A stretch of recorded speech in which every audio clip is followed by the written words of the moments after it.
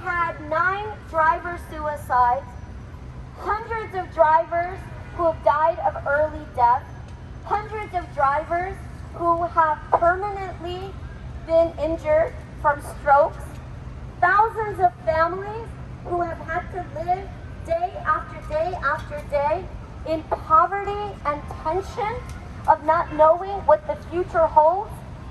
We have had over 3 years of a non-stop campaign, and even after all of that, we have yet to hear even one time from our mayor.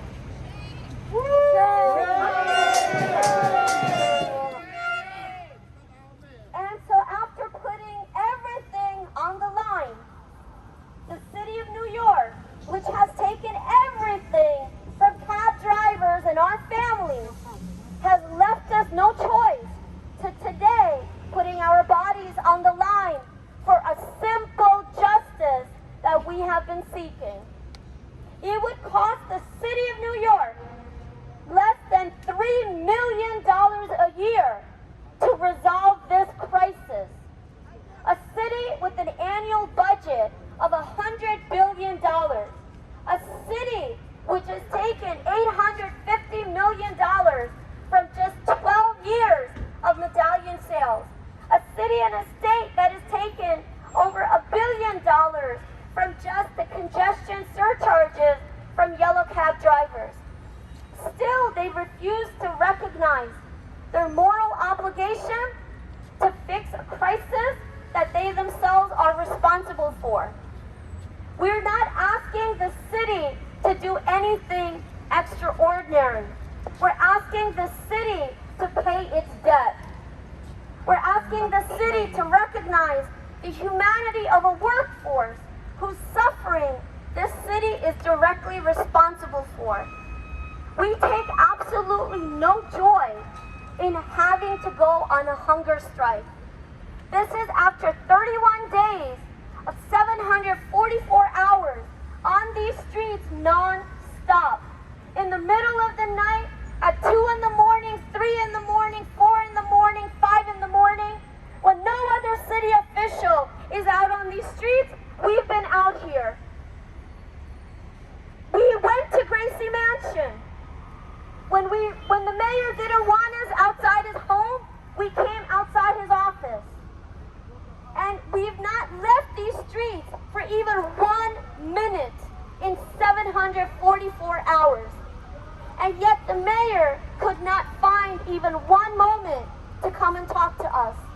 So we take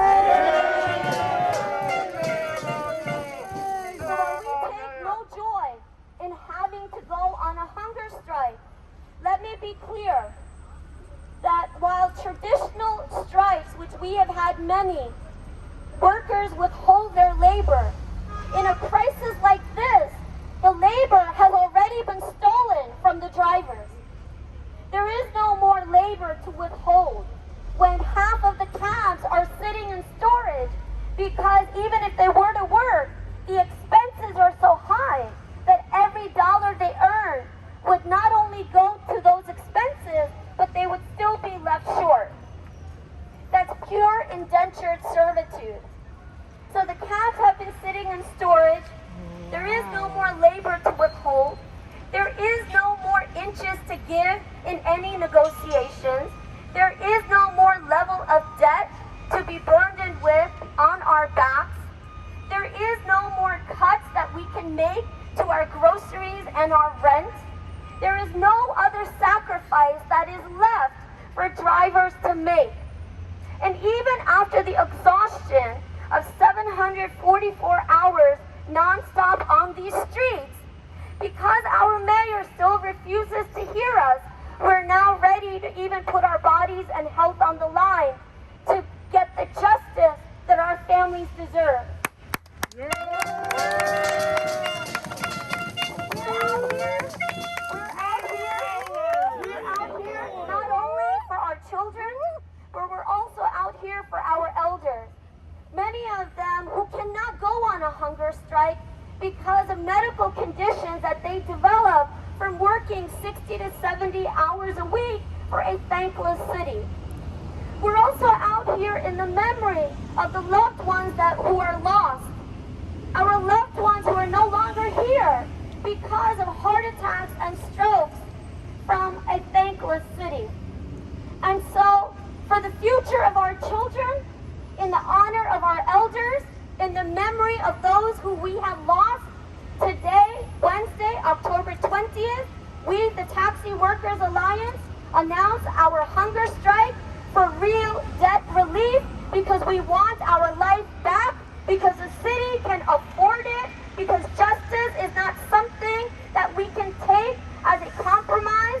We deserve a real life, and we will not leave these streets until that life is back in our hands, in the hands that drive the steering wheel that is delivered for this city, not only for hours and years, but for decades and a century. Mr. Mayor, you will have to come and deal with us because we are not giving up, we are not leaving until justice is served.